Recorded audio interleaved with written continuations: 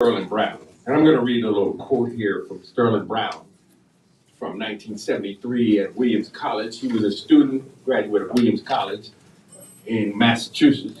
And that's where his papers are today. That's where I went to just give some context. This is from the papers at Williams College, Sterling Brown's collected papers at Williams College now. They used to be at Howard University, but now they're all at Williams College. And this is a letter from Shrikiana to Sterling. And this is about the early stages of the production. And she's saying, she's giving him the information about what they want to do. And it's just a little small letter. It's one of several that are in the archives up there. And now it's not completely cataloged at this time, but it will be cataloged soon. He kept, as I was joking with somebody earlier, he kept just about everything. If there was a African American writer at the time, if there was an African leader at the time, I'm talking about leaders on the continent, they were getting in touch with him about all kinds of things. And it was very surprising to see the stature of him. I mean, you're talking about an individual who probably has the same stature intellectually as Du Bois, but he wasn't treated like Du Bois in his own community. So his career took a different path, shall we say. But that's just one letter. It's probably some more coming up here. And I'll read this quote here as those come up. This is Sterling Brown, 1973. I am an old Negro, and I am proud of it. My students get angry because I do not use the word black. I do use the word black. If a person wants to call themselves black, fine. I have had a love of Africa since I was a child, but I do know a lot of people who are talking about going to Africa are going to stop by Paris on the way over. And that's kind of like, I would say that's the flavor of Sterling Brown. If you check out a lot of what he said, he was a man of great wit and a man of great intellect. And I'm going to share a short excerpt from my the book I'm working on, which is just the first draft. It's just about complete, but I first want to just say thanks again to Haile and everybody who helped set this up. Also, thanks to my wife, who's right here, Alana Haywood, who made sure I got here through the rain in our boat. And also, happy birthday to John Coltrane. Didn't want to forget that. Love supreme. So, just to give you a little bit of information about my journey in this work here. I'm writing a book called. See, that's so funny. You forget the name of your own book, right? No More Worlds to Conquer. No More Worlds to Conquer. The Black Poet in Washington, D.C. since Paul Laurence Dunbar. The book tracks the arrival of Paul Laurence Dunbar in 1898, came to Washington, D.C. His career was kind of taken off. He was a literary rock star, shall we say. He went to England. He was very celebrated. This was also a period of time where things were changing in the United States in terms of people having access to, more people having access to books, more books were being published. The average African American didn't really have access to books, but some did, and Dunbar kind of steps into that realm, and he comes to DC, and this became his sort of base for his career, and he kind of, it kind of lit a little bit of a fire here because Mae Miller, who was another celebrated writer in Washington, D.C., was inspired by Paul Laurence Dunbar. She actually says that. Sterling Brown's mother used to read Dunbar to him. That's in Sterling Brown's own writing. So my book starts with Dunbar and works its way through Mae Miller, Georgia Douglas Johnson, Sterling Brown, Warren Cooney, Gene Toomer, and these are the stars of Black literature in the first half of the 20th century. All of these individuals. And they lived here, worked here, and wrote here in Washington, D.C. The Harlem Renaissance, as Sterling Brown has said many times, why do they call it the Harlem Renaissance when most of the writers were living in D.C. or they were working in D.C. or they were teaching in D.C. Of course, they went up to New York, but the writers wanted to be, they were in this town. This was the town of, D.C. was kind of a hotbed of literary activity, art activity, political activity, things like that. So it was a great time to be a poet. Sterling Brown is kind of like the link from Dunbar up into the mid-century, where you start getting other writers like Howard began to embrace literature and poetry and things like that. The Howard, there's some poets called the Howard poets, poets called the Dasein poets who come along. And then, of course, in the 60s, late 50s, early 60s, you get Gaston Neal. Gaston Neal, and it's a picture, it's a photograph, if you sort of photograph for this event. And Sterling Brown, and Gaston Neal is in that photo as well. Gaston Neal was mentored by Sterling Brown. So Gaston Neal became the link to Sterling Brown for a lot of us, because I'd never met Sterling Brown. I became a poet in DC in 1988, and Sterling Brown died in 1989. And so, but he became the link, Gaston Neal became the link back, as well as Ethelbert Miller, who was on the campus of Howard when Sterling was there. There were a number of people who were working with Sterling Brown, and a lot of people, as Holly pointed out, were not. He was not of the stature, given the stature that he deserved. The other person there would be Stephen Henderson, who was a literary critic of all time, in my book, the Black literary critic of all time. So that's where my book starts with Dunbar, moves through Sterling Brown, up to Gaston Neal, Black Arts Movement, and then to the modern era, which I'm most familiar with. You all are probably in the room are most familiar with that period. DC again became a hotbed of literary activity.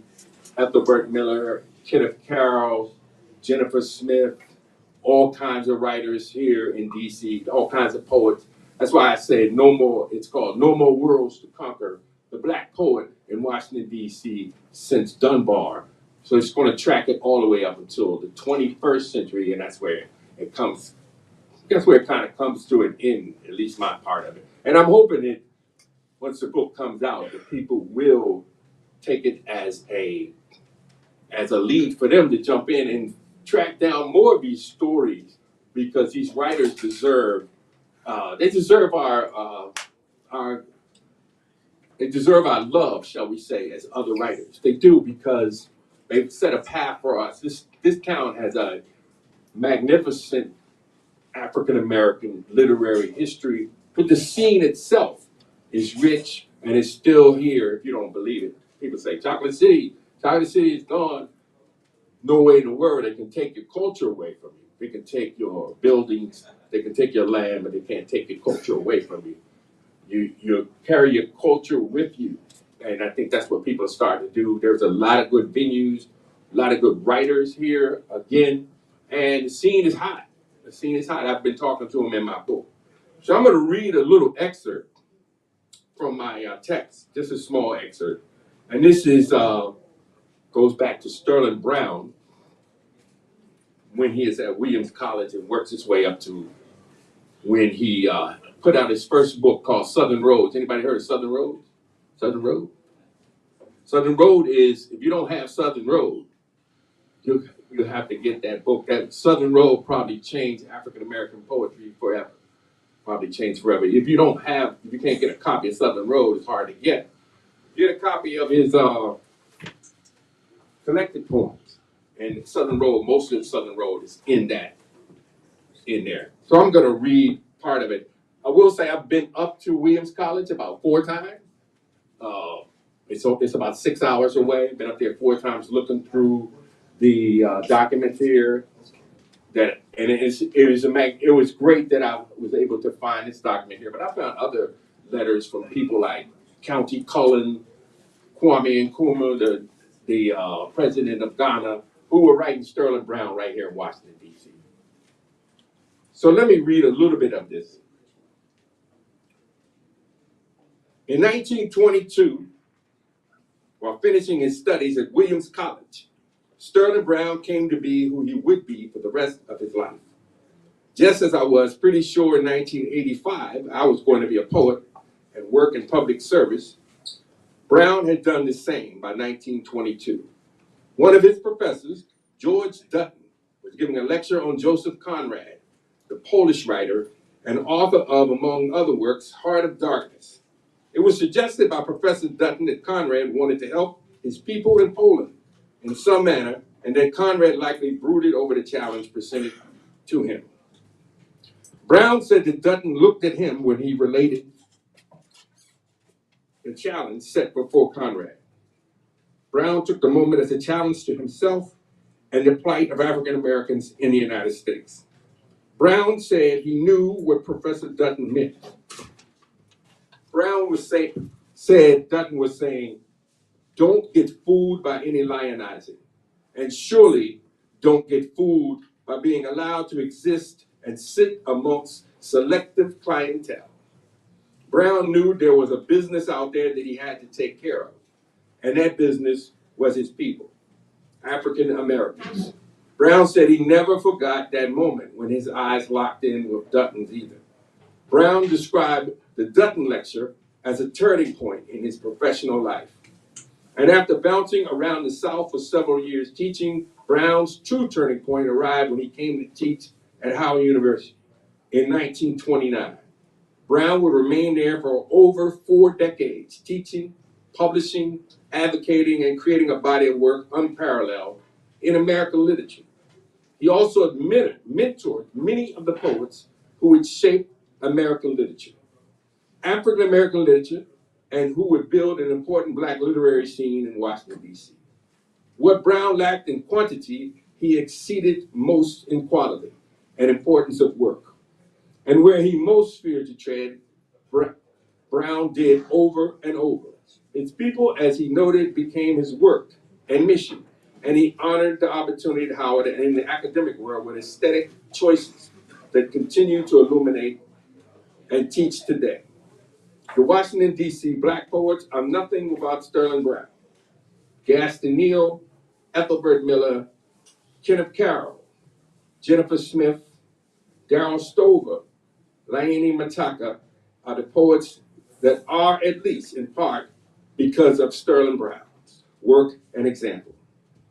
Brown was outspoken, but also humble, unique, and singularly an individual, but also respectful of those who came before him.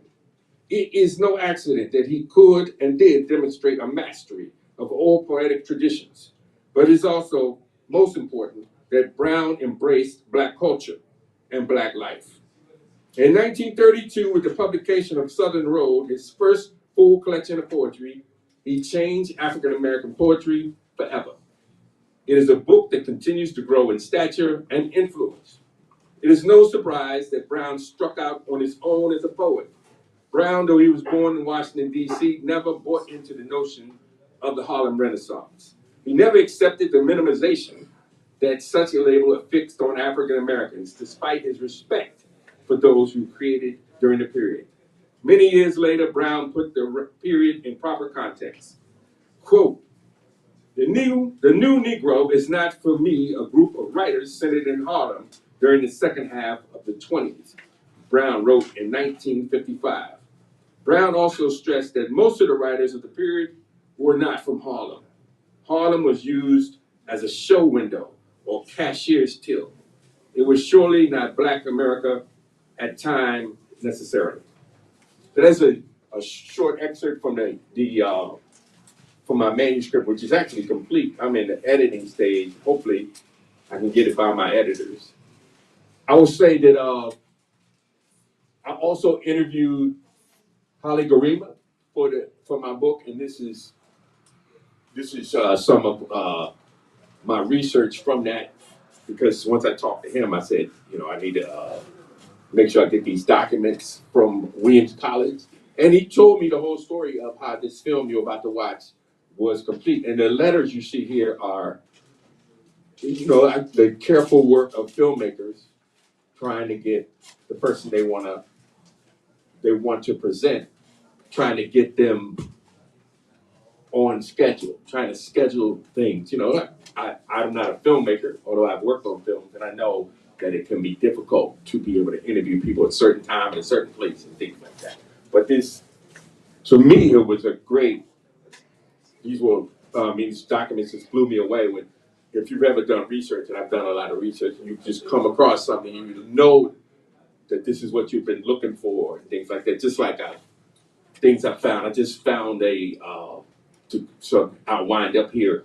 I just found a interview of Gaston Neal. You all know Gaston Neal, the late Gaston Neal? So I found an interview with Gaston Neal from something called the Civil Rights Project.